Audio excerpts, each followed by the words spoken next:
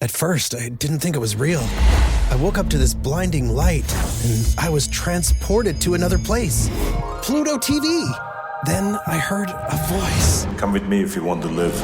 There were thousands of movies and shows, and they were all free. The truth is our secret. It's just so beautiful. On Pluto TV, free streaming of Terminator 2, Fringe, Arrow, The 100, and The X-Files may cause excitement, loss of sleep, and sudden belief in extraterrestrials. No credit cards or alien encounters necessary. Pluto TV. Stream now, pay never. Hi, Diva. It's Rachel. And Jordan. Yeah, hi. Quick question. Why are you not spending your Venmo balance? Yeah, we're concerned. You can, buy stuff with it. Ugh, you love buying stuff. And earn cash back on eligible purchases. You love purchasing eligible things. So the money your friend sent you yesterday, that's today's ramen or rideshare or eye patches. The skincare kind, not the pyro kind. Spend with Venmo, then you can earn cash back with Venmo Stash. Venmo Stash bundle terms and exclusions apply. Max $100 cash back per month. See terms at venmo.me/stash terms. ID verification required to use a Venmo balance. The Podfix Network.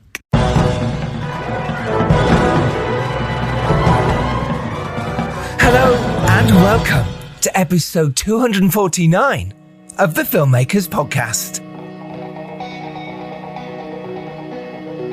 This is a podcast where we talk filmmaking, from indie film to studio films and everything in between, how to get them made, how to make them, and how to try not to F it up, in our very, very humble opinion.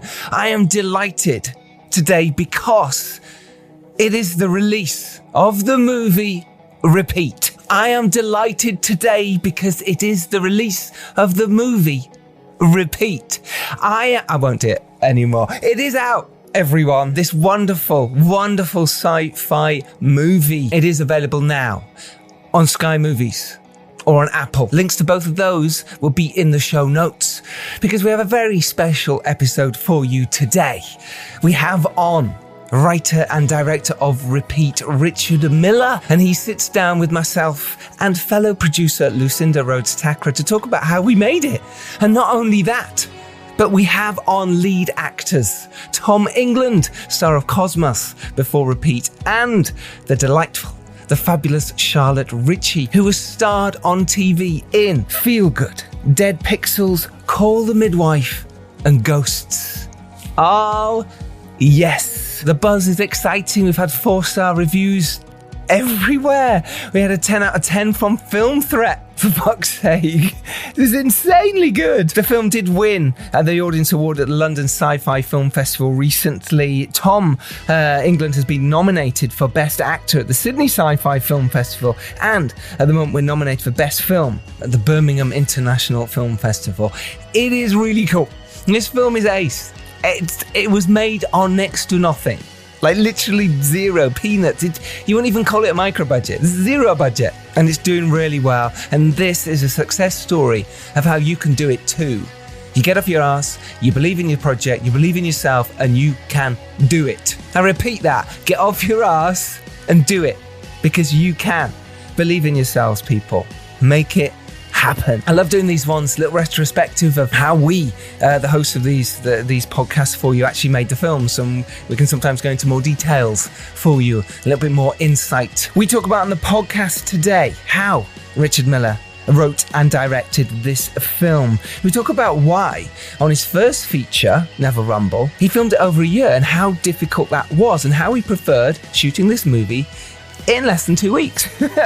We also talk about why on a small budget you definitely do enough. You do so much, you do everything. We dive into that. And also why you need to take stock and just take a minute away from your film, maybe before you dive into the edit, maybe before release. You've just got to take stock of everything and how important that is. Charlotte Ritchie talks about why you should treat every job the same, no matter what the budget or scale, and what she looks for in directors. At Tom England, he talks about the emotional beats and getting into character. All that is to come for you on this week's Filmmakers Podcast. I am Giles Alderson. I'm a writer, director, and a producer. If you don't know by now, I have directed the movies The Dare, Arthur and Merlin, The Stranger in Our Bed, Wolves of War, which I've just delivered my director's cut And it was kind of frightening but exciting at the same time. So that is delivered now. I'm waiting for notes. And then we'll carry on with the edit. I produced a Serial Killer's Guide to Life Followers, 3-Day Millionaire, which is now in post. We had a post chat today about delivery on that film, but we've just started on the post. We've just started on the edit. It's the early days. And I'm the producer of Repeat, which is what this podcast is all about. So I'm here to inspire you creatively, to make sure that you're still moving forward with your projects, because it's so important for me that you do that, and let me know how you're getting on. It is vital.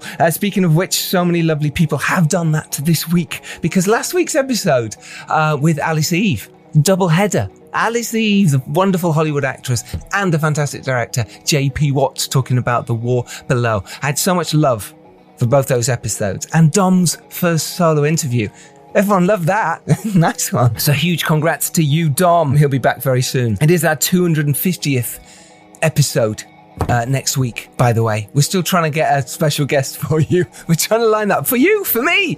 I want a special guest on. We're trying to line that up, so fingers crossed. But it's our 250th, so do support us online on our socials and do give us a shout out, because we've done it every Tuesday for you for 250 bloody episodes. So shout out this week to Rob Warsey, Cian O'Leary. I met him at the ARI VFX Day. Hey, Cian, lovely to meet you. And thank you for saying hello. Shout out to Kelly Pendergraft. Coming over to New Mexico to see her very soon. She'll be producing myself and Richard on one of our upcoming projects. I'll tell you about that very soon. Tim Fellingham, shout out to you. Shout out to Colin Gowdy, who is the editor of Star Wars Rogue One and Monsters, by the way, who sent me a lovely message to let us know that it's Trans Awareness Week this week. Right now, it is happening. And he mentions a couple of films on Netflix that would be good for people to watch. One is called Disclosure. It's on Netflix right now. It's a documentary. And the other on BBC iPlayer is called Storyville. Links to both of those will probably be in the show notes, but if not, check them out. And do remember, on our Patreon, we have so many bonus clips. Some of these episodes will record for over 2 hours, or up to 2 hours anyway. So there's so much in there that Toby, our wonderful editor, and then Hugh, our marketing guy, puts onto Patreon. So there's so much on there.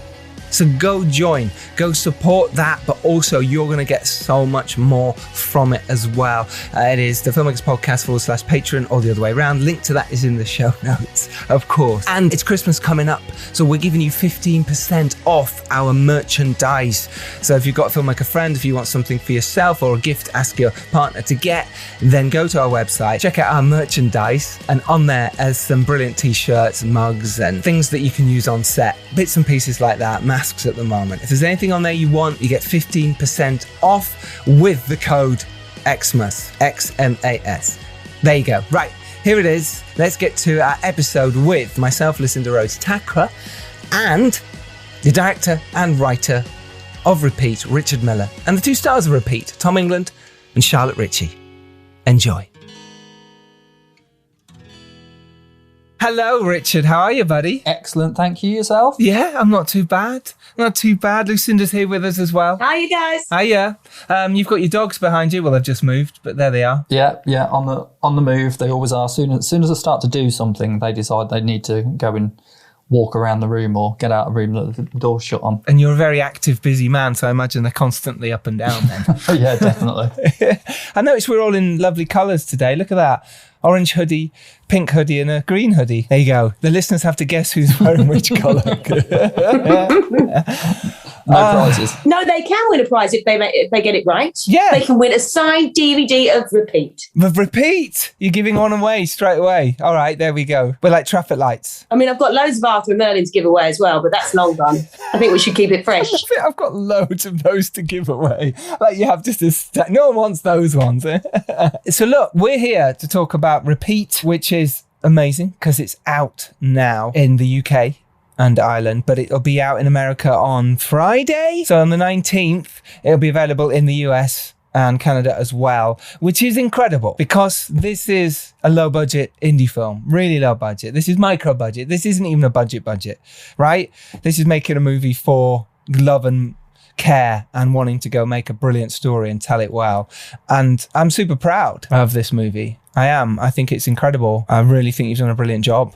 And I think you should be very proud of what you've achieved, in my opinion. Yeah, thank you. I'm just pleased for the team. I think it's been a real team cooperation, this film, because as you said, with a really small budget, you can't have this resting on one person's shoulders. So I've said it so many times that if we had one less crew member, one less person involved in it, we just wouldn't have been able to create it. So it's a credit to everybody involved. You had quite a small team anyway, didn't you, Richard?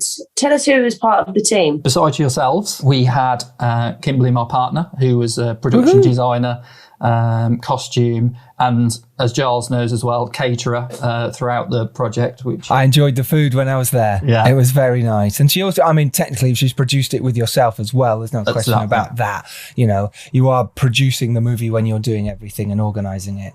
And yeah, that's lovely. Who else did you have? We had Laura, who was our first AD. Again, we had to double up on so many jobs, so it's easy to say this was their job title, but she also helped write the film, come up with a lot with our ideas for it. And Grant Archer, our cinematographer / co-director, and then we had Paul on sound. That was it for what was there on the day. So it was a super small team. Incredible. Wow. Paul Caton, who has just finished our 3-Day Millionaire, a movie with us, a sound guy, brilliant guy, hilarious as well. It's just so nice that this small team, and I think what sort of Lucinda and I have been doing over the years as well is collecting wonderful crew members, so that when a film like this does come along, you can sort of go, hey, does anyone fancy this? Look, this is an amazing script, you want to get involved. And I think that's nice as well. It's that sort of little camaraderie. But Richard, you put together an amazing team yourself on this, and I really liked the team as well. And when we had, when we had the London sci-fi screening, the world premiere, as we called it. Which did Repeat win? Repeat did win. Richard, what did it win? Audience Award, which is very special. It's the best award. The Dare won the Audience Award as well, and I think it's the best award. Cut that, Tony.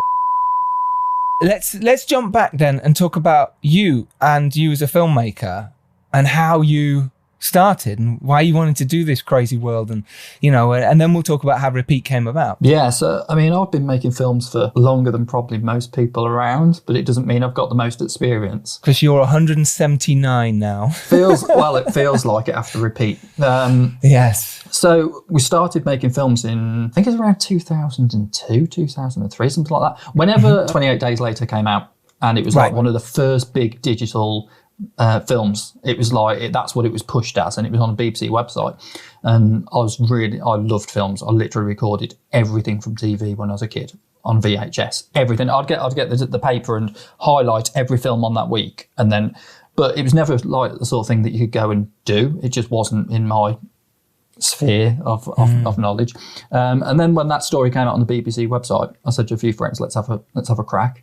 And we made a load of really, really shit films for a while. And then we started to get better and better. And then it really, we won a couple of awards for like 24-hour films and 48-hour films and short films like that. And then we made Neville Rumble in about 2012. And as you say, it was again, that was a very, very, very small budget film, but it was a good exercise in learning of how to make a film and how not to make a film. Why did you want to do a feature at that point? Was that something that you were making all these shorts, but you were like, look, I want to go make a feature? Was it that passion in you that just went, I'm just going to go make Neville Rumble, I'm just going to go do it? If you're making films, you want an audience for films, and at that time YouTube was starting to grow, but it still wasn't massive even in 2012. And you just want people to see stuff, and people see features that that don't go hunting out short films. So if you're making something, you want them to be seen, and that was the main thing. Is I wanted to start scaling up what we have, and people see what we could do. Then you went on to make a second feature film, or was that Repeat was your second? Is that right? Repeat, yeah. Repeat was our second we made. Then we started to really improve the quality of the shorts that we did after Neville Rumble. Drastically improved. If Repeat was your second movie, who did you take with you on your journey from Neville Rumble onto Repeats? Did you use a similar crew? The only similar crew that we took from Neville Rumble was literally my partner. That was it. So I co-directed Neville Rumble, and that director went and did some very different type of films. And then we didn't have a professional sound guy. We had a We filmed in a storage container for 2 weeks in the middle of summer. So he never came back because he was literally drenched with sweat every single day in a hot box. But it wasn't professionally recorded sound, but it was really well done. But that was, we had to step up the experience levels for this because we knew that the time that we had for filming it was going to be very, very limited. So we had to make less mistakes. Also, you shot in lockdown too. Yeah. So I think we were one of the first films to shoot in lockdown. I think, we engaged with you guys and then we were trying to find out between us, what are the guidelines now? Because they were so woolly at the time on what you could and couldn't do. And nobody's fault. It was TV was just starting to gear back up to shoot again. And you had to get all those permissions for our lovely leading lady, Charlotte, to come from her. Was she on the Netflix show at the time, I think, Richard, wasn't she? She was about to go and do Feel Good straight after our shoot. After our shoot. So you negotiated with her agent so that we could literally get her on board with all the safeguards to make sure that, we weren't going to set back something that had significantly larger budget than our own film. Well, look, we'll come back to Repeat in a minute, but I wanted to talk about Never Rumble. I wanted to talk about the first film because it is so hard to do that. And I wanted to know what you learned. And I wanted to know what you took away as a director. And I know you want to scale up, but in terms of the feeling and approach, maybe your shot list, what changed for you? What made you think, okay, here's how I could do it better. Here's what I could differ from my work last time. The main thing that we said to all of the crew and all the people involved was we were going to make it in a set period of time. Never Rumble was filmed over around a year, and it feels like you've never got a full stop on when it's going to finish. And keeping the enthusiasm and you got a lot of people working for free and just dragging them back constantly. So we wanted to make something in a short period of time in comparison and film it, with a real schedule rather than weekends and evenings. And because, we had full-time jobs, it had to be a case of take time off work. We're just going to make a film for this one based on Never Rumble, just whenever we could fit something in.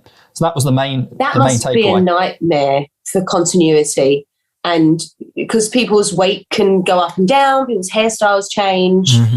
There's all of that, isn't it? Definitely. We for Never Rumble, we had a guy he was a photographer, but also a model and an actor. So he was changing his look. He wanted to change his look constantly. And he'd dyed his hair for this film, and he'd like the same sort of look for a year. And a lot of his work was modeling. So it's luckily, he really committed to it. But you're asking a lot of people, and you're asking a lot of people for next to nothing. And so there was a lot around making sure that we inconvenient people as little as possible on this project compared to what we were doing before. And again, just working with people that were better than I was on this project, people who had more experience, people who could bring things to the party. Because you always want to be, I think there's one of the sayings is you want to be the stupidest person in the room. It's because that's what you're going to be learning off everybody around you. I want people in the room that are going to bring something to the project, and that's what we tried to do from what we did initially to the director leads everything, I think, but you want your team to bring as much to the party as possible. Well, it makes you better, doesn't it? It teaches you different skills, and that's the point, is to always grow as a director, as a producer, production manager, whatever.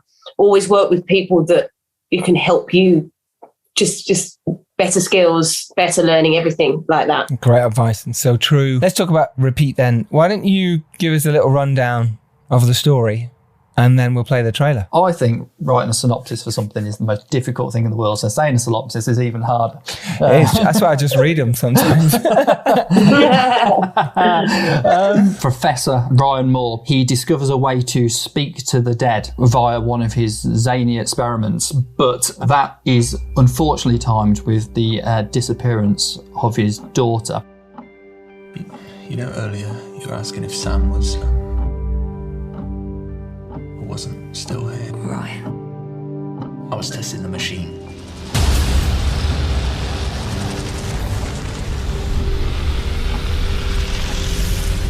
Where do we go when we die?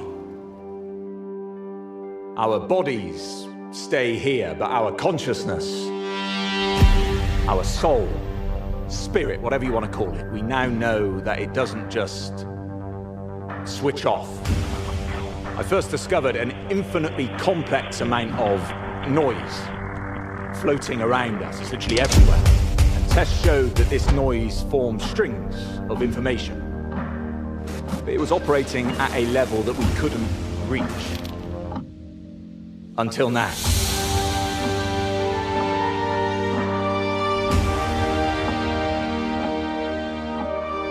I'm so scared of losing you too.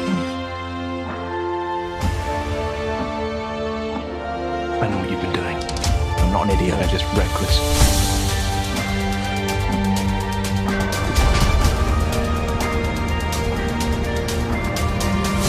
What's happening? I didn't know what I did. I should have listened to you.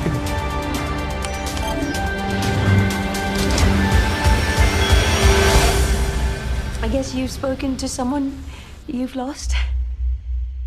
Amazing. That was the trailer there, which was actually cut by yourself. Is that right? Of course it was. There you go. Right, let's talk about how it came about. Obviously, after Never Rumble, you didn't have a too terrible experience that you didn't want to do it again, and you want to up your game, and you're always making things anyway. But let's talk about how Repeat came about. You wanted to make sci-fi. You had this seed of an idea. So how did you put it down? How did you get through that initial seed of an idea to then putting it down to making that a proper story? Because I had Laura to bounce ideas off. Again, Laura's the same sort of person as me. She'll watch everything and anything. So a great soundboard to just ask questions of, and we just bounce ideas between each other. But I do like to sit down and just see how far I get before I get stuck on a script. I think in the future I may start to, create scenes on a board and then put them together after that. I don't think it would have worked for Repeat because of how it evolved, but it was literally just a white piece of paper and go on from that. And then a lot of it was, what could we do to make this more interesting now? This is a very linear story. What can we do to make it more interesting? It goes from A to B, but we want to do something a bit more interesting with it. And that was halfway through. We just stopped and thought, well, what can we add as a layer? Did you work with Tom England, who played Ryan Moore on the script at all? Because Tom was involved at quite an early stage, if I remember. Yeah, he was. I'd seen Tom in Cosmos. I'd actually seen him in the trailer for Cosmos, and straight away I thought in the trailer he was striking. He just looked like a leading man from that. I saw the film, and he was actually in the US for the premiere they had over there. As soon as he got back, we arranged a meeting with him over in Birmingham to say, would you be interested in this? And as you said, the script at that time was very, very thin. It had everything there, but it didn't have some of the motivations for the characters. And that's what Tom brought to the party. Tom's a writer as well, and Tom brought a lot of what's his character's motivation versus the person he's speaking to. And I think that he did bring a lot more of that, whereas I probably brought the structure, he brought the ideas of what's that character thinking at that time. And I think working with actors who are writers as well, like yourself, Giles, it really helped from that perspective. What is the point of this conversation? It's not just to move the narrative on, it was to actually, they've both got a view in the room. That's fascinating. Well, let's talk about how you came to us then. Let's talk a little bit about that, because like you said there, you got an idea, you got the script, or you got a semblance of a script, an idea, and you'd worked on that, and you brought on Tom to play Ryan to help you develop it even further. But now you're at that point where you go, okay, and you're saying, you want to go further. How do we make this bigger, perhaps? How do we get more people on board who can help? How did you then approach people? How did you then bring myself and Lucinda on board? I think at the time we'd already, which we'll never ever do again, we'd engaged actors via Twitter. I thought you were going to say, what you were going to say. I'd never bring you two on again. Don't need to, because I've already got you on board now. It's too late. We'd brought actors on board via Twitter, which was an admin nightmare, but also it gave us probably more choice than we could ever have had. How do you mean? What do you mean you brought on actors via Twitter? What does that mean? So we again, it was quiet at the time for acting. So we put out a few tweets looking for the roles that were on our website. And we were absolutely inundated with, I think we had like 1,500 in total applications for it. And again, really naive. When we did, for what characters? For all of them apart from Ryan, really. And we were quite naive, I think, because again, back in 2012, nobody was really using Twitter then. So, you know, it was all these things were just starting to take off. So when we put this advert out, we just never thought we were going to get this many replies because we struggled to get actors for the last thing. And then we had so many applications for it. But the quality was insane. You know, the amount of quality that's out there for people that are looking for roles. But it just made it very, very difficult because we tried to be personable with everybody as well. We tried to get back to every single person, and we were doing self-tape. So it was just I think an admin nightmare, really, because you want to put yourself forward in the best possible light to these people because you may work with them in the future. But it was also very difficult to do that, and I think it was difficult for people that you might miss one person out of all of that pot, and it came across badly because we weren't using a tool to get back to people. And I know actors don't always expect to hear something back, but we tried to be something different. So that was a challenge. But we used Twitter a lot. You know, that's how I contacted you Giles, because we listened to the podcast, and it was a case of we needed to step up, and we didn't know what we didn't know. And that was the case. You know, what is it that we are missing from the team that we need to be able to do to create this? Because logistically, we know how to put a film together, but what other things do we not know? And that's how do you get experienced actors on board? How do you put together a budget? What things do you need to think about from a legalities perspective? We just didn't have that knowledge. I like that. I like that you're very honest about that, because it's so true, isn't it? When we think we do. And I think it's great that we aim high as filmmakers when we're starting out. We aim like we know what we're talking about, we know what we're doing, but actually we don't. Until you've done it, there's a lot you don't really know. And it's so nice when someone goes, actually, I don't know.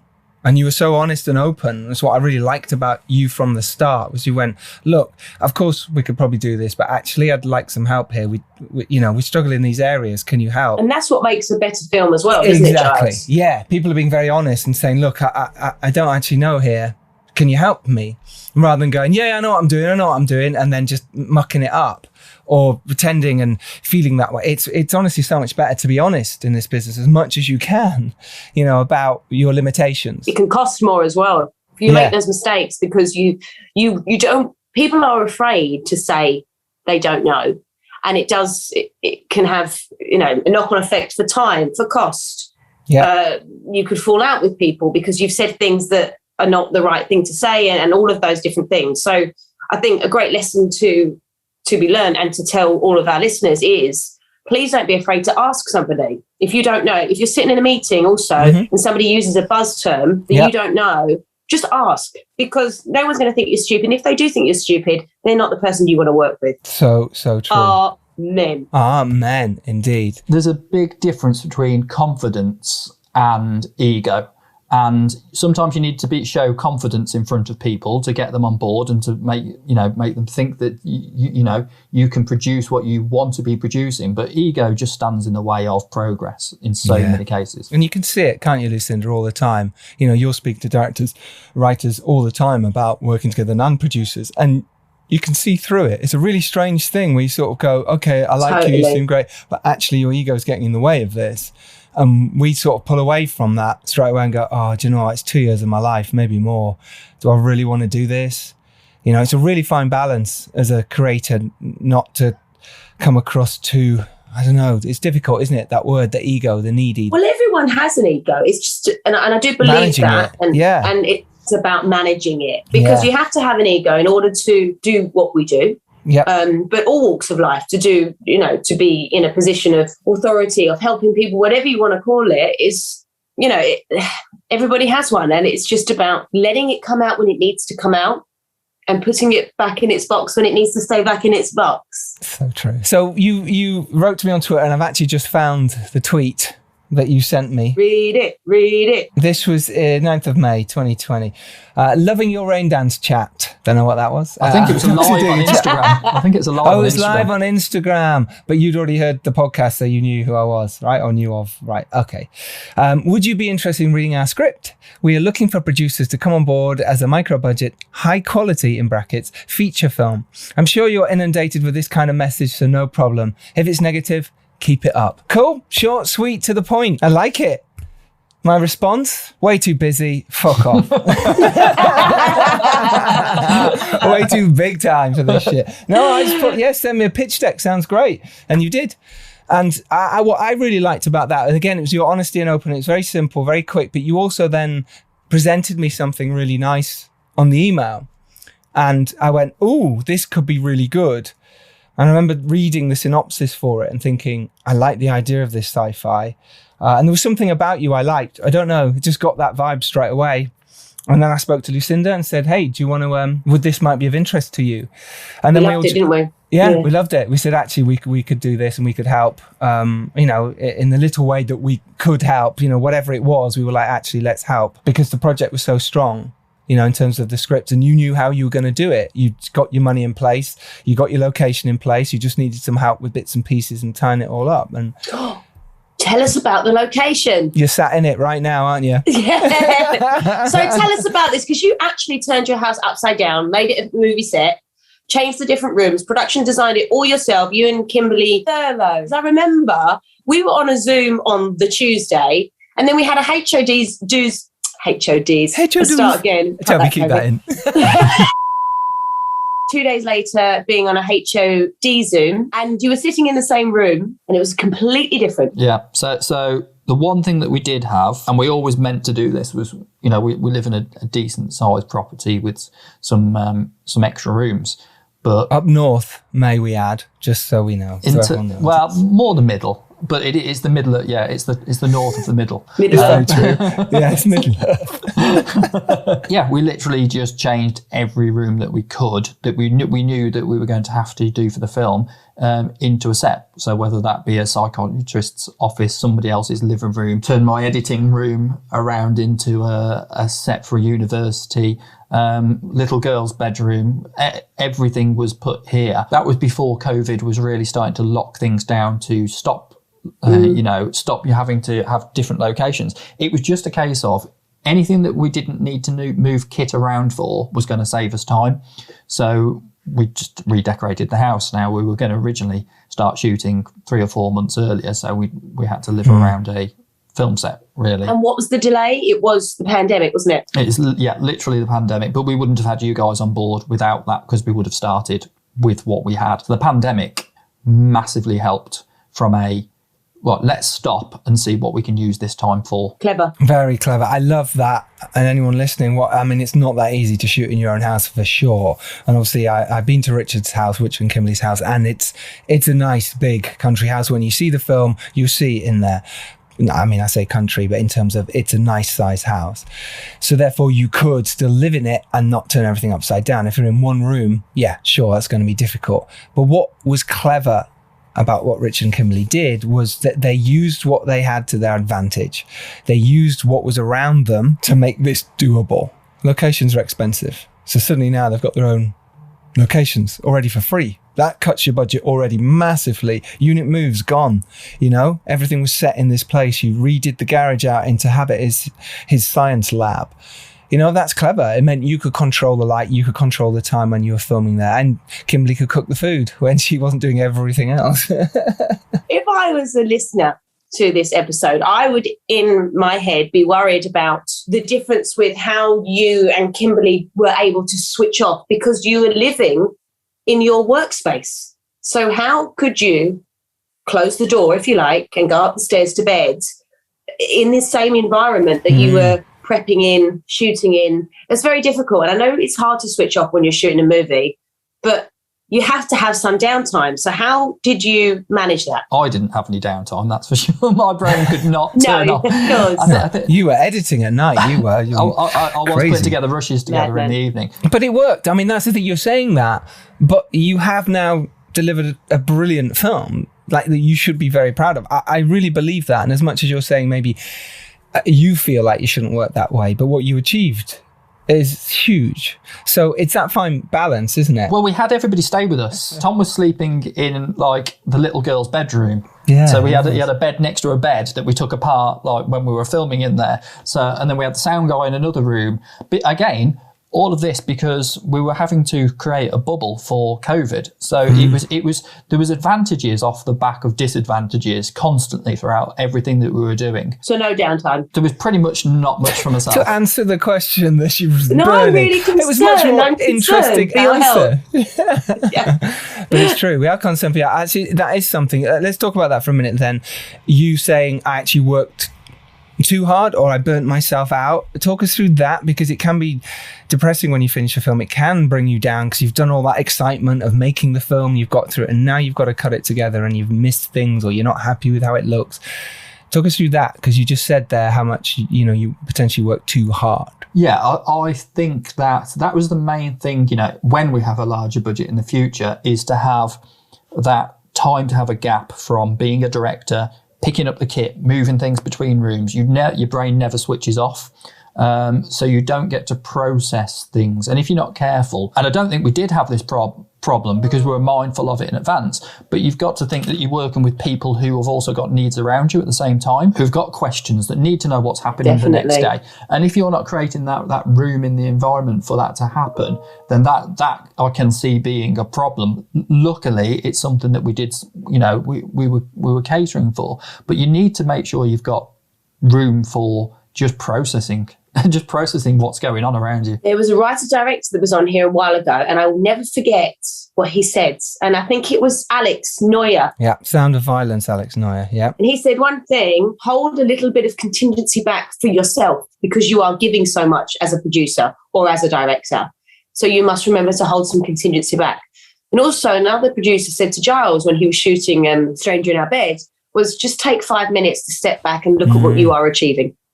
And they're two things to think about as well when the budgets are going up. Save a little bit of contingency because you're trying to look after everybody, and also enjoy and have the time for it to process and take those 5 minutes or 30 seconds to go, look what we're doing. And I'm sure you did, but having the bigger budget and the more team members would definitely help that.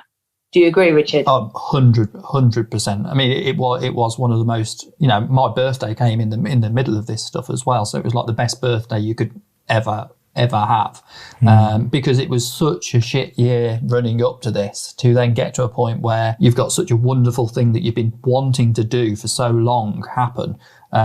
And you're right, it's having that time for yourself to make sure you soak it all in, because you're doing this for yourself at the same time as you want to make a film.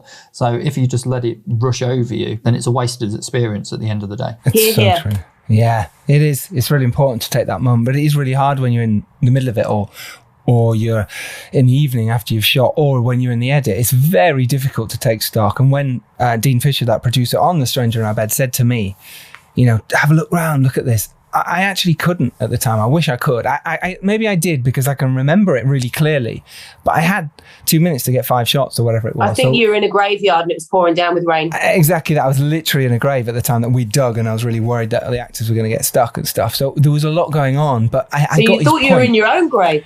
I was literally digging my own grave as a great metaphor for that moment. And Dean actually dug that grave. But I think it is important. But it's really hard to do in that moment. But as filmmakers, we do have to do it, because it's such an achievement to make a film. It's such an achievement to be in that position where we get to say action, or we get to cut our own films, or we get to deliver the film and people get to watch it. And we'll always be negative. There'll always be people giving you crap for it, but ignore them. You've got to try and ignore them and focus on the positive, which is, hey, until you do it, you don't know what I've been through. You have no idea.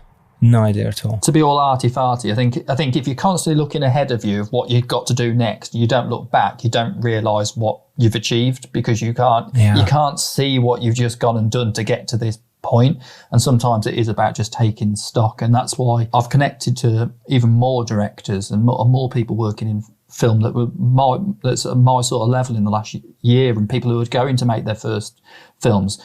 And you just want to push them on and go, just go and do it now, because you've got the ability. There's so many directors that are far better than me that you just go and make a film now, because you've got so many shorts that are fantastic. I want to see what you're going to go and do. But it's the fear, isn't it, Richard? I think some people are just go and do it, and some people talk about doing it, you know, and the fear of going and doing it and failing is sometimes bigger than the fear of going, doing it and not doing it. You know what I mean? That fear of, oh, well, one day I'll go do that. One day I'll be a feature filmmaker. And that's what I implore all our listeners to do, is to go, if I really want to do this, is sod that. Do you know what? If that's what you want to do, embrace that fear and embrace the fact that it might fail. All right, it might fail, but at least I gave it a go. I don't get to 85 and go, oh, I could have been a filmmaker. Go be a filmmaker and then work out if it's for you or not. That's what I think. Also, you're talking about connecting and networking, if you like. It was great that Richard and I worked together on Repeat, because Richard came and edited another film. So that led on to something else, which is brilliant. Code of Silence, which is out in December the 27th, I believe. Lucinda, good plug there for it. Well done. Thank you. You see what I did there? And Richard was good fabulous. Podcasting. That's good presenting. You wondered why you had me on here, didn't you? I always do. Yeah. So, Toby. We've spoken a lot about the process and taking us up to day one of the shoot. And we've spoken about Tom, and we've kind of mentioned Charlotte Ritchie. Are we going to have a little surprise on this podcast, Giles Alderson? Do we have an appearance from our leads? We might very well have an appearance from our two leads of Repeat, which is out now everywhere, pretty much. So yes, we have asked Charlotte Ritchie and Tom England, the stars of Repeat, to come and join us. So they should be joining us. So shall I magic them in the room? Should we? Oh, hang on. Let's not magic them. Let's use the transporter system that Ryan does in the film. Right, here we go. I'm putting in the. Listen to this. Right, that's a bit of DNA. Charlotte's DNA. There's a bit of Tom's DNA. Okay, there we go. Right, I'm putting that in the machine. I'm pressing the buttons. Oh. And sci-fi sounds. And here they are. Magically. Onto the Filmmakers Podcast. It is our two leads of Repeat the Movie, Tom England and Charlotte Ritchie! Hello. Hiya. Welcome back to Earth. Hi, guys. How are we? We good? Very good. Yeah, good. Yes, good, thank you. Yeah, Raring to go. Raring to go. And I'm so excited because Repeat is out now. Hooray! Yeah, how do we feel? Repeat is out? I mean, how good does it feel? It feels good. I'm excited, man. I'm excited to see what people think about it. Mm-hmm. Yeah. I mean, the buzz has been good so far. These reviews coming through, 4-star reviews, pretty much across the board. Says a lot. Audience award. Tom, you've been nominated for Best Actor and something like that. You know what I mean? Oh, yeah. You know, I'm big news in the Sydney sci-fi community. That's too right. Yeah. Certainly. That's the way to go. But also, you only shot a year ago. Yeah. I mean, the movie has been shot. It's gone through post. It's been delivered. Everyone can now see it all in a year. I know, Tom, you were on an early stage, much earlier than Charlotte, and you were going through your character development with Richard on script. But wow, such a quick turnaround. That's amazing. It's amazing that it's come around that quickly. I can't believe it's been a whole year. I mean, and what a year it's been. I know, it's been mad. Time's just been it really has. It hasn't stopped. Well, we were talking earlier about potentially this might be one of the first sort of COVID movies, or first movie that was shot during COVID. I know Temple had started and a couple other movies maybe, but it was certainly one of the first. How did it feel, I suppose, to jump into that? You know what I mean? You're suddenly going, oh God, I still want to act, but at the same time, and I know, Charlotte, you were going off to do Feel Good straight after as well. So there's that worry for us as well, is, you know, how are we going to manage that? How are we going to, you know, all masked up? It worked out totally fine. But can you remember how that felt, suddenly to go back on set and be near people? Yeah, no, it felt great, man. To be honest, like, I was just having just the most horrible time in lockdown. Like, I thought you were going to say on set then. Yeah, honestly, I hated it. I hated every minute of it. No, honestly, man, it was so nice for me. It came as a really welcome break. So I stayed with Rich and Kim as well, like whilst we were filming. So it just felt lovely. It felt like a holiday. I just had everything taken care of. There's something about me that I just love sort of being a child. And they just prepared meals, made my bed for me. It was just perfect. Oh, really? Honestly, I haven't told anybody that. You should be ashamed. Listen, no shame here, mate. No, it's lovely. You can tell. Yeah. Charlotte, how did you feel? Yeah, I mean, I was so excited to just go and do some work. And I think I'd done Taskmaster. I'd done a bit of that just before, I think. And that was so surreal because you couldn't go near anybody. And it was just so tense all the time. Like life was just so tense. And so to all kind of get tested before and then all just be in this bubble for 10 days, it was honestly like, it was otherworldly. It was a really special experience. And I was so nervous, and I had not that much time kind of leading up into it. And obviously the film there's so much there. It's so sort of, there's so much depth to it that you kind of have to really throw yourself in. So after like months of, apart from Taskmaster, which is basically sort of pissing around for quite a lot of it, I had sat on the floor of my bedroom a lot and had forgotten how to act. So it was pretty thrilling. It was pretty thrilling, yeah. Yeah. But it was just amazing from the beginning. I just knew it would be, and it was. Yeah, it was a wonderful experience. How do you take something great and push it to greater? You test it. So that's what Kia did with the 2027 Kia Telluride X Pro.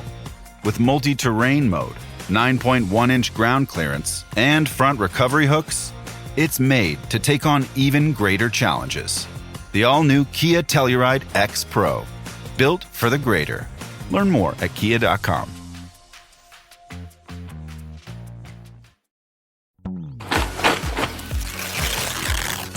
Yeah, cool! A Lego set is a gift that always clicks. And clicks. The end of the final lap, and we've got a champion. And clicks. For kids who love everything on wheels, choose a Lego set.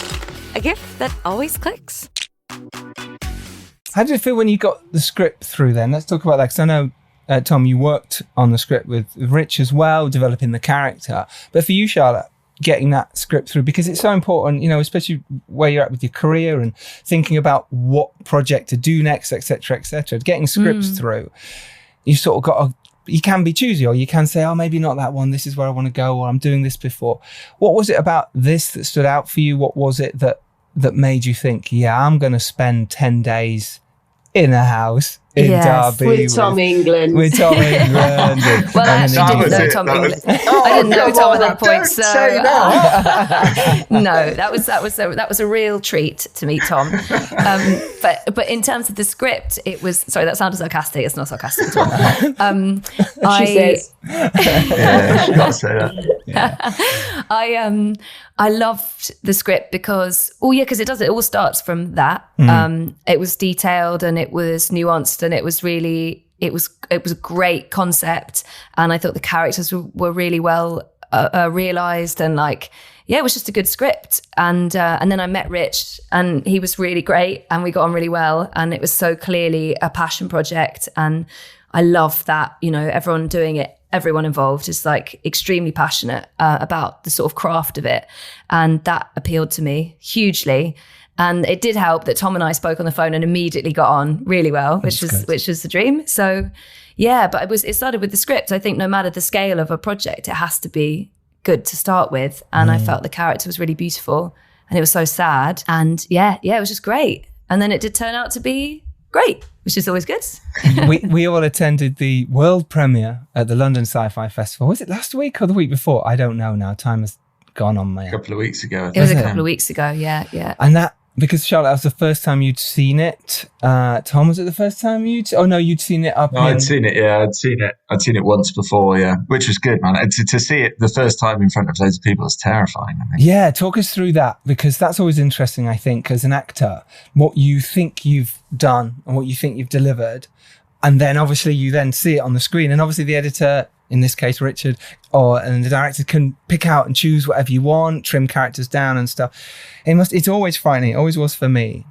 What was it like for you guys? Yeah, it's always terrifying to see yourself in anything. It's pretty difficult. I find it very difficult to watch myself, but I think because I didn't know what to expect after, we'd be sort of checked in here and there, but I get so nervous about how I've done in things. I kind of just have to wait and close my eyes until I see it. But I mean, that I didn't sort of need to worry, because I think just seeing the journey, I mean, knowing that there were points where I was like lying on the floor for 2 hours, clicking a light switch on and off in the back of Tom's scene, like knowing that, and then translating it to the screen and the job that Rich has done. It's just, it was such an amazing, I don't know. You do. You sort of wait with bated breath, and then I really loved it. And that's such a relief, obviously. Yes. But also just to have great feedback. But I loved watching it. It was really, I was nervous, and then it ended up being great. More of a relief to me. The relief was probably biggest to me than anybody else, because it's like, I really hope that Charlotte doesn't fucking hate this film, because I don't care about Tom. Guys, come on. I'm right here. Tom, how did you find it? Yeah, I loved it. I think I'm always just hoping that things aren't awful. My sort of yardstick is very low. It's just like, as long as it's not shit, I'm fine with that. Exactly. That's kind of where my mind goes. But I think honestly, it was such a wonderful thing to make the film, and I've tried to make a switch in my head with everything I do, like now on, of just like the thrill of it is the making of the thing, and actually just the outcome that people see is for them. It's not for me. It can be what it is. And that actually the sort of joy of it will not be any different for me, whether the film's fantastic or I'm fantastic in the film or not, because the joy of it was making it, and will be kind of shared between us who made it, and it's a really unique experience and will remain so forever. So like that's, I say that, but then if I was watching it and I was terrible, I'd probably feel awful. I was just thinking that. It's easy to say that. It's easy to say when you're, it's true. It's try very hard, right? Yeah, exactly. No, it's true. It's totally true. It was it's exactly right. I remember thinking when we finished it, no matter how this turns out, this has been the most amazing experience. Which is a nice feeling. It is, and so important. And what was it like to work with the legend that is Nina Wadia? She was so great. She was great. Yeah. She had such a good vibe, didn't she? Did. Yeah, she really did. What a warmth. Because when a new character comes in, it injects some, because you're shooting together, and Charlotte and Tom, you're there kind of more or less the whole time. But then a new character comes in, and especially, the person that she is, she must have injected some, something fresh. And I mean, she was astounding. She was so good. She came in just straight off the bat and did an amazing performance, didn't she? Yeah, she did. It was mad. It was like, you're like, okay, that's how you do it. Like, that's an actor there. We're grown-ups are here. It's so hard to do, like, they call them day player roles. In this case, it wasn't. But so that where you've got to go into someone else's sort of film, and you've got a day to sort of stamp your mark, do your part, and we've all done them, and it's really difficult. So I thought she did wonderfully well. But any tips for when you have to do that? Is there anything that you go, oh, actually, this helps me get through? Is there anything you've learned from doing anything like that? I think like when you meet people who have like a huge amount of experiences, you just have to be kind of desperately humble, and be like, okay, cool. Like, what's their vibe, and how can I learn from this person? And just be excited by that. And honestly, not to kind of blow smoke up your ass, but I kind of felt like that around Charlotte as well, because it's like, I haven't done that much. No, but genuinely, I haven't done much at all, kind of TV and film acting. You should have. So you're suddenly, you will be. There we go. Oh, guys, thank you. You're suddenly like working with these people who've got loads of experience and done really cool stuff, and you think like, what a wonderful opportunity to kind of soak this up, and you won't have the chance to do it again. And thankfully, Charlotte and Nina were lovely, so you're able to learn a lot quicker because you're not terrified. You can just be soft and go like, oh, wow, that's really interesting what they're doing there. And they've got like a real commitment and honesty and bravery. I think that was with Nina. I was like, wow, so bold to turn up and just commit fully to an emotion straight away, because that's scary, like no matter how experienced you are, that must be so intimidating. And actually, that's the biggest thing, to just be like, you know what, I'll just be bold and just go at it. And you think, oh, cool. Because then that gave me permission to be like, oh yeah, I'm allowed to do that. Like, I don't need to be worried just because I like these people and they're my friends. I don't need to be embarrassed around them. That's a huge thing, isn't it? It's just overcoming that. I felt like I definitely had to push through that as a kind of, there's so much, like, fear is so inhibiting. And you're right. I felt like that, just watching somebody come in and not have any, And I suppose you just have to, as quickly as possible, put it in the bin, because all the fear is just going to manifest as like, it's just going to make the thing happen that you're most afraid of. Yeah. So you have to just kind of, I think that's right. In terms of being a person that comes in just for a sort of a day or two, it's just knowing that everyone is willing you to immediately to get involved, and that any hesitation will just only work against you. But it's so much easier said than done, isn't it? It's so nice when you see it, because in my mind, if you come in and hit the ground running with things, sometimes there's a reservation of you're going to appear arrogant, or sort of your energy is going to be wrong or something. But actually, when you see someone do it with a real kindness and gentleness at the same time, you think, they just have a confidence, and they enjoy what they do, and they just commit to it. And you obviously don't read it as arrogance. You read it as someone who's incredibly professional and really good at what they do. And it's lovely. Job. Yeah, it's great. I also think it's treating every job with the same level of sort of commitment and respect. And I think that sometimes, especially as kind of with independent films and stuff, I think that it's even more so the case that everyone there is doing it because they're really passionate about it. And I think that brings with it a kind of investment that can sometimes be sort of taken for granted a bit, you know?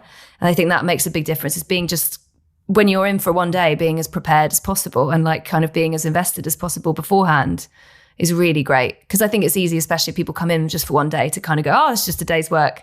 I'll nip in, nip out. And that was never the case with anyone that came in for the film. I think it came across the respect and professionalism and intelligence that both yourself and Nina brought to the project. You know, we were a small project, but you came in and treated it with the respect of everybody on set was there to try and make something brilliant, regardless of, it being done for pennies, and we're going to ask you to lie on the floor and switch a light bulb on and off.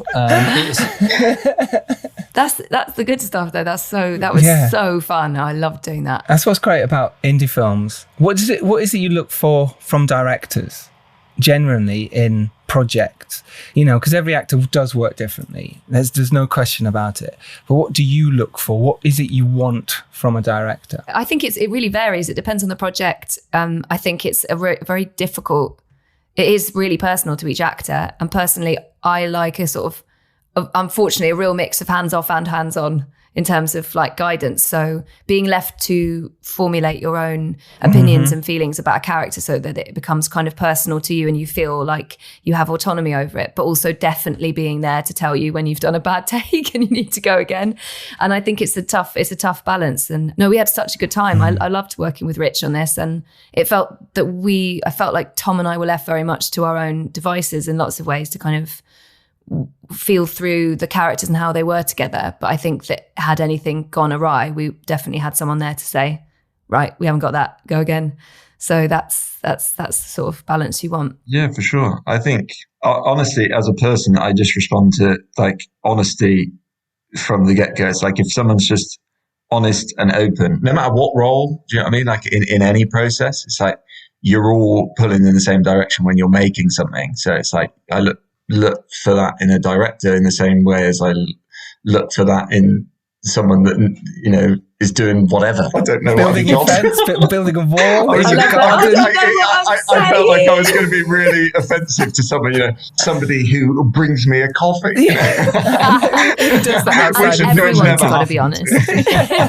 Yeah, but they made your bed, Tom. Yeah, exactly. Yeah, I can't believe that. Charlotte didn't get that. And they did it with real honesty. And it was a real honest making of my bed. When you said made your bed, you literally mean made your bed, because we had to keep taking it apart and putting it back together. We were filming there. Yeah. Why are you constantly knocking around my bed? No, but I think to get back to the question, just an openness in a process. I just love a creative process where you're around people, where you feel like you're collaborating with people, you feel like you're doing it together, and you're solving a kind of puzzle at the same time in the moment, and that's what's exciting. You're actually, I'm the person that people are going to see, but there's all this group of people, and if you can feel like you're all doing it together and sort of kind of piecing the puzzle together as you're moving forwards, and you do that kind of with care, then it just feels quite exciting. I also really loved just that because of the scale of the project, there was just so little distance between all of us, really. I don't mean sort of like physically. I just mean even though physically we were in the house together all the time for 10 days, but because there was such a small crew and such a small cast and all in one place, there's no that distance that can sometimes be created with a bigger project where you get like emails across and you get this like, driven here and there, and like it can kind of dilute it slightly, and the concentration of being just all in it together all the time working on it made it really special, I think, and sort of added a intensity probably to the end product in a good way. You just don't have that much, there's just not that space in between stuff. It doesn't get softened or anything. You're right, the difference between sort of indie and we'll call it studio or TV, where it is, right. You are looked after in a different way. You are separate from what's going on. Whereas here on most indie films, you can go down and watch if you want. On Wolves of War, actors would come down all the time. On 3 Day Millionaire, the same. They just go, I want to watch today, and they stay on set. Whereas on telly, sometimes that can happen on the big movies.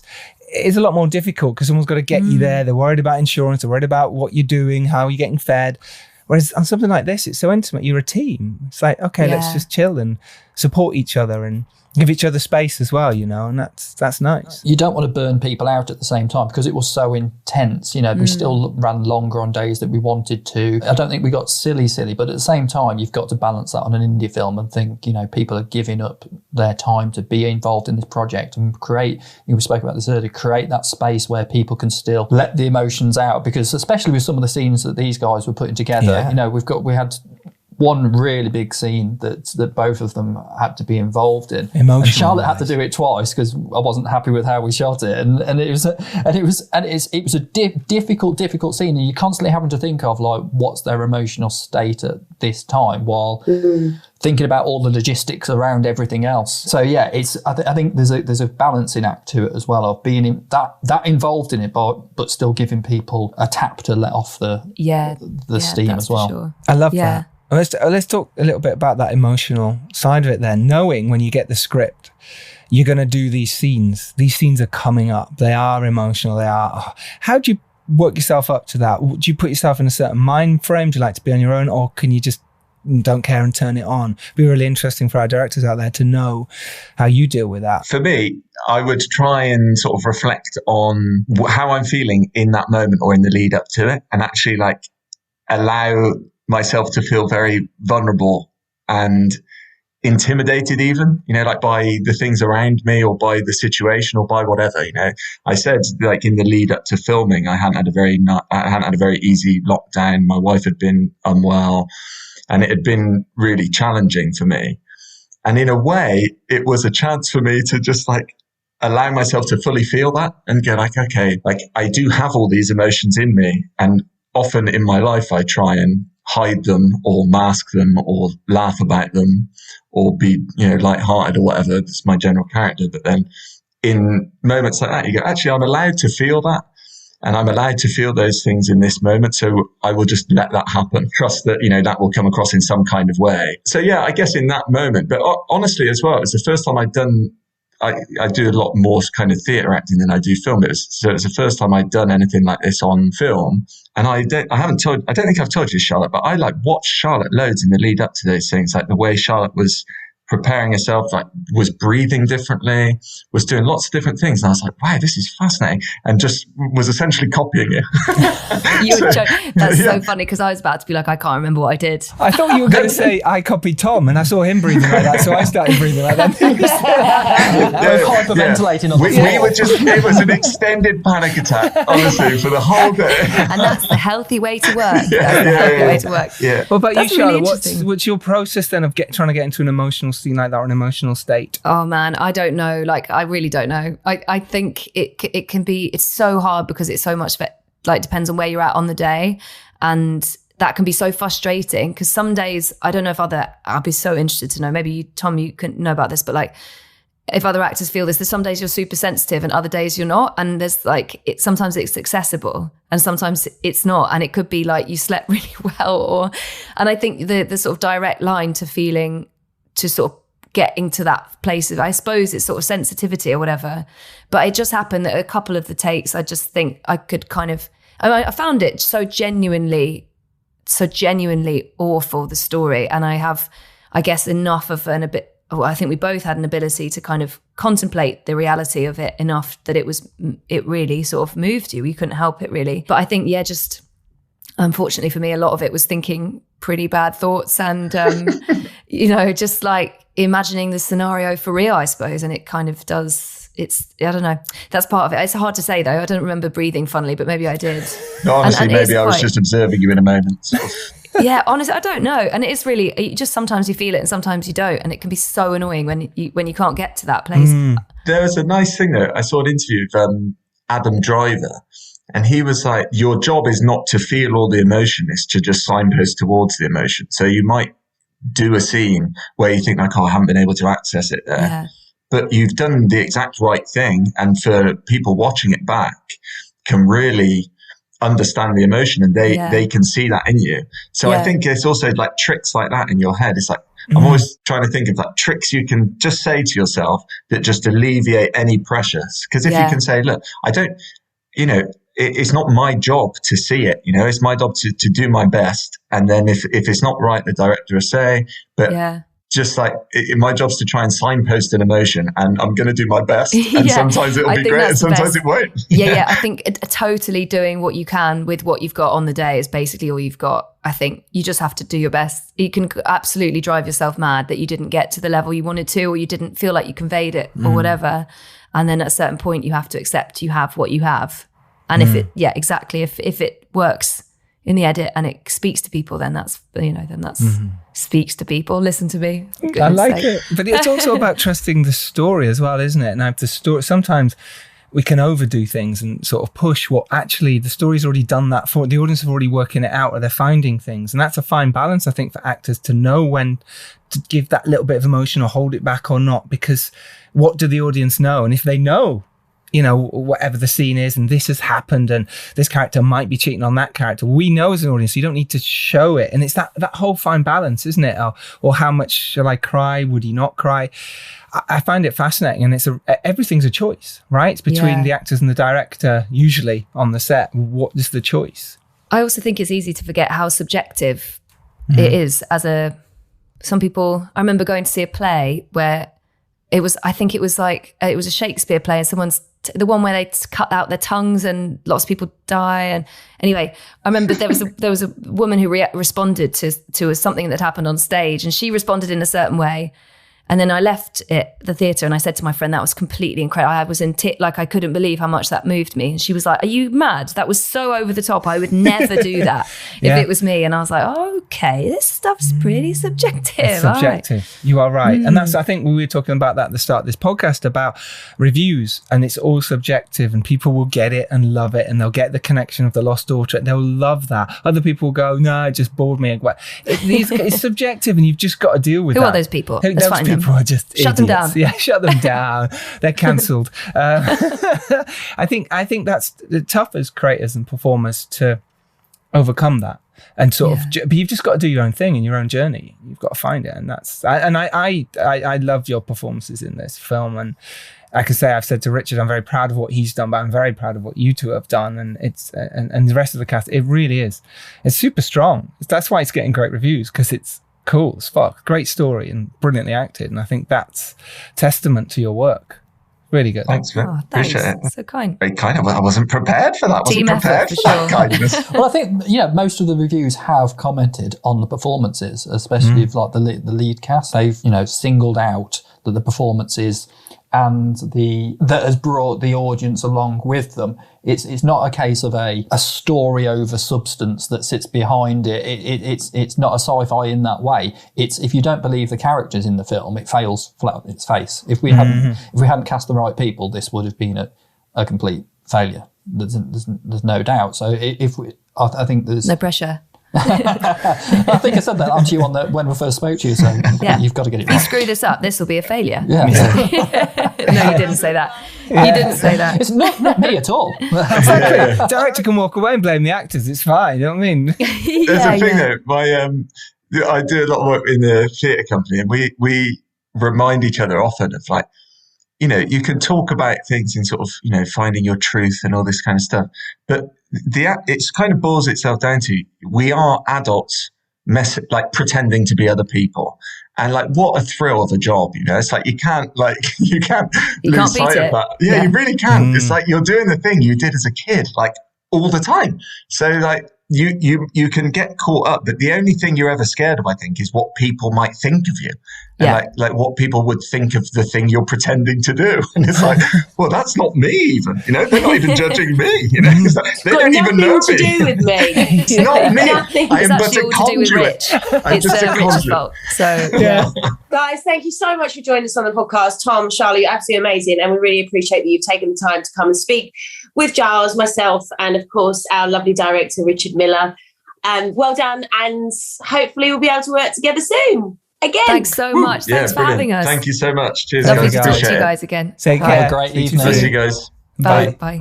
Eczema is unpredictable, but you can flare less with Ebglyss, a once-monthly treatment for moderate to severe eczema.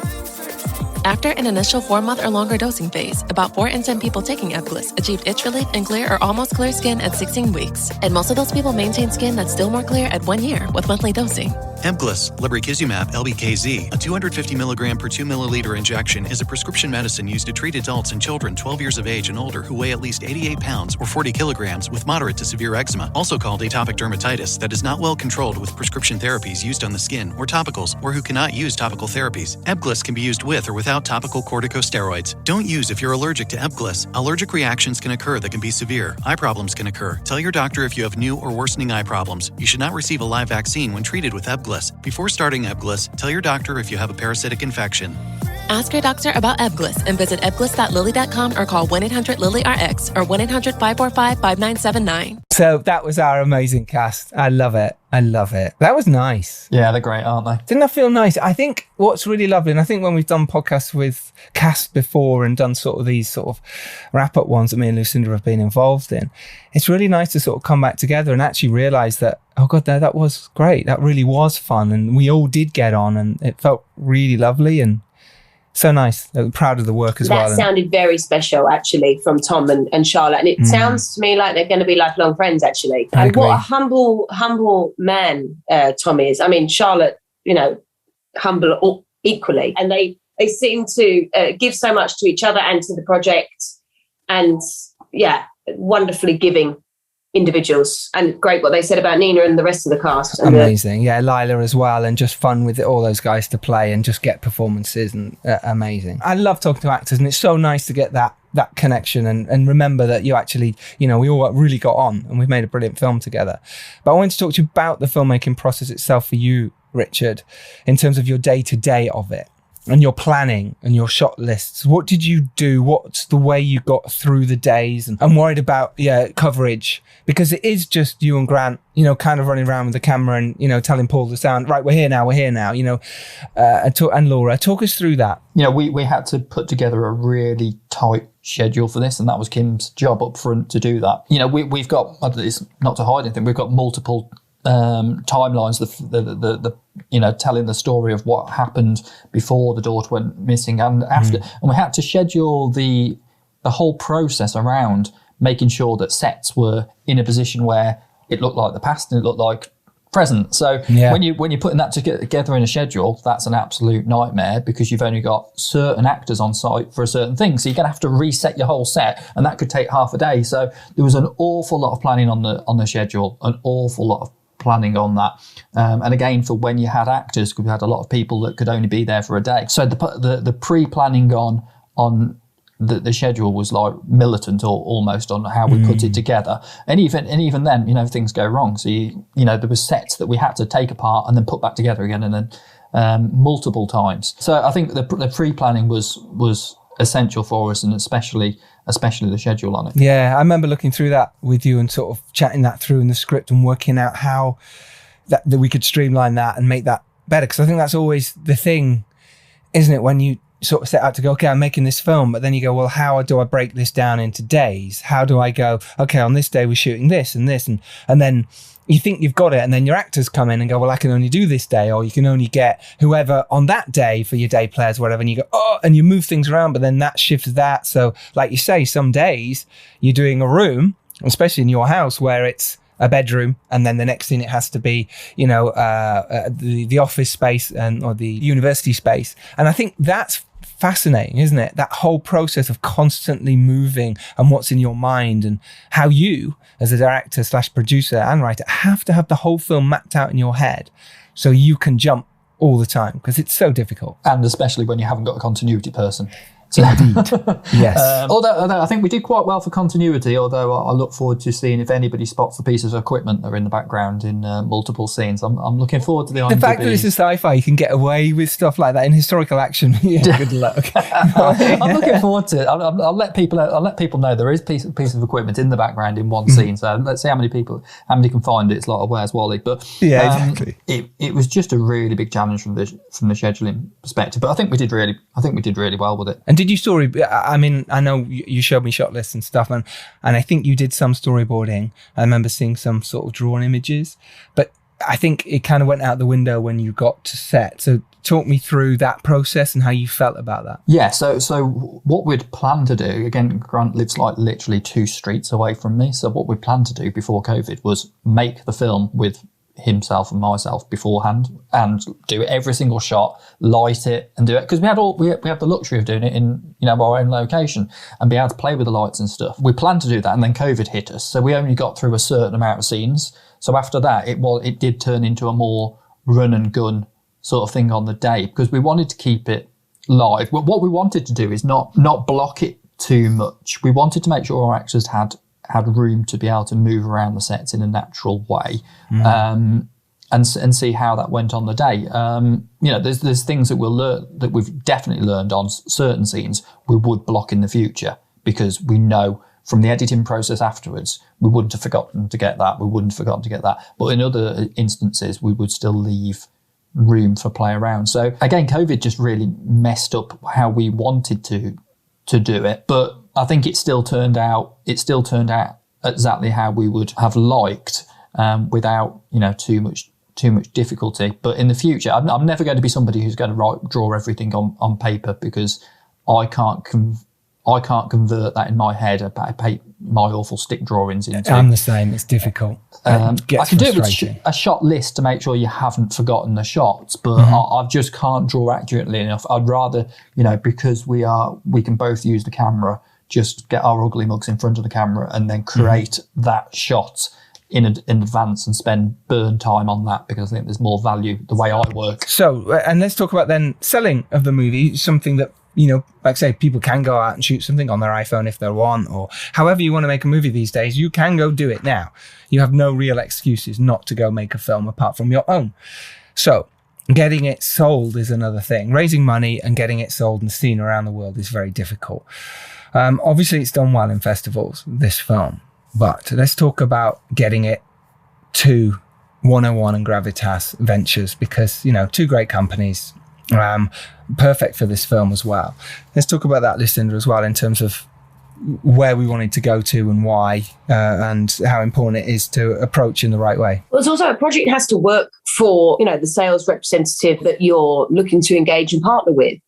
Because some sales representatives focus on one particular genre, for instance, and others span lots of different genres. And I know that Richard, yourself, Giles, and myself, we looked into several different companies and we had different meetings, didn't we, Richard? Obviously, I won't mention the other companies because we didn't partner up with those, and so we don't need to speak about them, because we may work with them in the future. Because we liked a lot of the pitches that the sales agents were giving to us, but we felt, and I know I think I went through the process with Richard a little bit more than yourself, Giles, and I think, the fit with 101, especially, I've worked with 101 a lot, and I really like them, and I've got loads of other stuff that we're partnering on in the future, which is brilliant.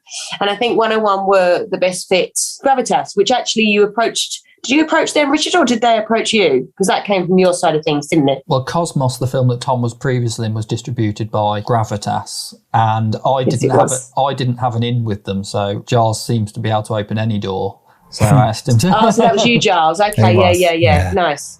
Yeah, I just went and opened the door. I think sometimes you've just got to do that as indie filmmakers when you're going, how will people see my film? Well, you've got to knock on the right doors and explain it in the right way.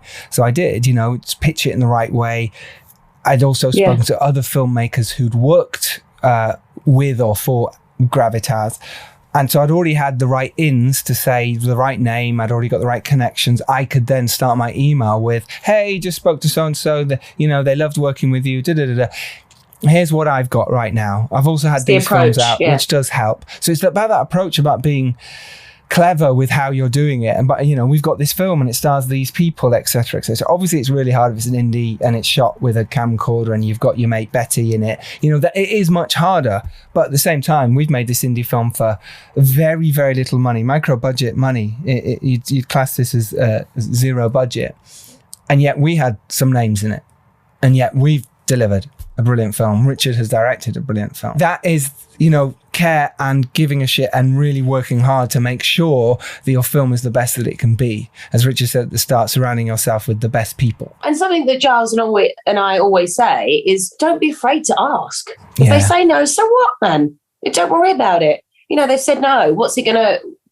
We go back to the ego thing. What's it gonna dent? Your ego? Okay. It's like you said, Richard. It's the ego of being afraid to ask for support and help from other skilled individuals. So we've come all the way back round again, which is quite nice. So it's either going to open the door or it's going to slam back in your face. And what's it going to do? Nothing. And in this case, the door opened fully and they were very keen to see the movie. And when they saw the movie, it was a case of, actually, we like this and we want to make an offer. And then it's about negotiation. So at that point, you've now got to kind of understand the distribution world. You've got to understand, bankruptcy clauses and reserved rights and expensive caps and delivery materials. You've got to understand all that. You really do. You've got just picked up an agreement that we've just come through from a sales agent that wants to rep one of our films, Giles. Is that right? Yes, it is. Might be right. But you do. And that takes a long time to learn that stuff. That's not easy. That's not a quick turnaround. And you get these contracts in front of you and it's frightening. And that's where you do need your lawyers. And sadly, the lawyers cost money, but you need them. Unless you know what you're talking about, you do need them. A lot of filmmakers do fall down at this point where distributors do know what they're talking about. And they're not ripping you off in a sense. They're not, pulling the wool over your eyes. It's business. They're creating business here. So you've got to be on top of it and be a business person too in this film business. I think that's really important. Totally agree. And as you know, we spoke about this really early on with Never Rumble. We got stung on our distribution for that, and we never saw a penny come through from what we signed up for on that project. So we wanted to be really mindful that we didn't have that again for this. We actually at least made our money back on the film, and we're able to make something in the future, which is exactly what it's about. And because we sold the movie, it's already made its budget back. Richard, is that correct? Yeah, it has made its budget back. Yeah. See, already from an indie film like this, it's now made its money back, which is great for Rich and moving forward and making his next film. And the success of this is incredible. It just is. And you're going to love this film. It is called Repeat. I will repeat that. It is called Repeat, and it is out now. Go support this fantastic indie film. Links will be in the show notes. It's out in America on Friday. So, Rich, some final bits of advice for indie filmmakers. What did you learn? What was your biggest takeaways from making this brilliant movie? Just ask questions and don't be afraid to go out and just keep asking people, do you want to be involved? Not just knock on as many doors as possible, because Lucinda's just said it before me, what's the worst that's going to happen to you? What is the, and you said it earlier as well, if you're afraid to go and actually start even putting your hand on the door to open it, then you're never going to get anywhere. And I think you will be surprised what you can achieve by just asking questions. Or messaging me on Twitter. I'm not suggesting everyone does that. I'm saying it worked in this case. Oh, no. Oh, no. Don't look at your DMs. He made the day, So look, this has been so much fun. It's been a real lovely deep dive into the making of this film. Charlotte and Tom are amazing as well. Do go follow them. And speaking of which, where can people find Repeat on the socials, Richard? At Repeat Movie on Twitter. And I love the fact you had to look that up. No, it's because somebody went and bloody stole it, didn't they? There were loads of people who stole stuff already, and probably Repeat isn't the best thing for search optimization, but I had to keep There is that, and that's actually something that is important in filmmaking as well, is the title. It really is, Yeah. People do have to search for it. Definitely, it's a not the easiest one to have for that, but we wanted to stay true to what we wanted for this, and there's good reason for keeping this as the title and it being strong. Agreed. But yeah, at Repeat the Movie, and same for Instagram, and I think it's Repeat Movie on Facebook as well. And there is a website, repeatmovie.com. Yeah. There you go. And you can follow me at Charles Alderson. Lucinda? You can follow me at Lucinda R. Thapra on Twitter and at PickPerf Movies on Instagram. If not, just Google, you'll find it. Oh, big time. Big time. just put BAFTA nominee in. Oh, no. Stop it. Thank you so much for listening, everybody. Remember, you can go out there and make your indie film. You can do it just as Richard has done. Remember who your audience is. Go out there, ask questions as Richard has done. And if you're lucky enough to rise up and do well, Lucinda, it is your duty to send that lift back down. Woohoo! For the Americans Elevator. Thank you, Richard. You've been a star. Appreciate your time. Thanks very much. Take care, everyone. We'll see you next Tuesday. As always. Until then. Wait! We'll see you next Tuesday, where it is our 250th episode of the Filmmakers Podcast. Whoop, whoop. All that free information for you. Go to thefilmmakerspodcast.com and listen to our back catalogue of 249 of these Oh, I need to give this up soon. Right, thanks for your time, guys. We will see you next week. Bye-bye. Bye.